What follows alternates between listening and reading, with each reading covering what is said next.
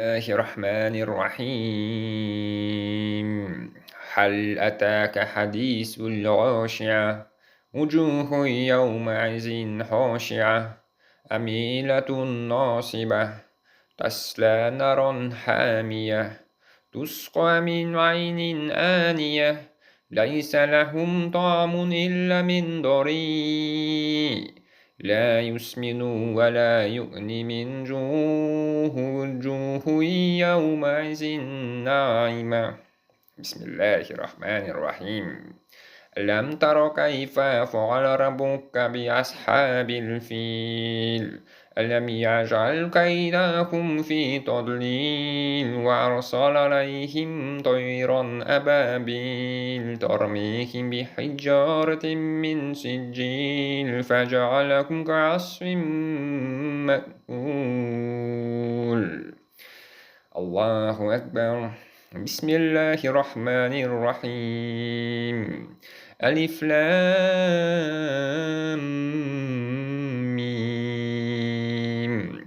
ذلك الكتاب لا ريب فيه هدى للمتقين الذين يؤمنون بالغيب ويقيمون الصلاة ومما رزقناهم ينفقون والذين يؤمنون بما أنزل إليك وما أنزل من قبلك وبالآخرة هم يوقنون أولئك على هدى من ربهم وأولئك هم المفلحون.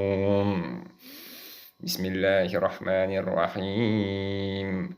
قل أعوذ برب الفلق من شر ما خلق ومن شر غاسق إذا وقب ومن شر النفثات في العقد ومن شر حاسد إذا حسد.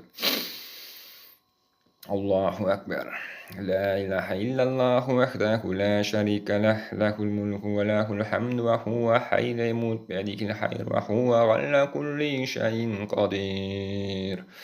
الله لا إله إلا هو الحي القيوم لا تأخذه سنة ولا نوم له ما في السماوات وما في الأرض من ذا الذي يشفع عنده إلا بإذنه يعلم ما بين أيديهم وما خلفهم ولا يحيطون بشيء من علمه إلا بما شاء وسع كرسيه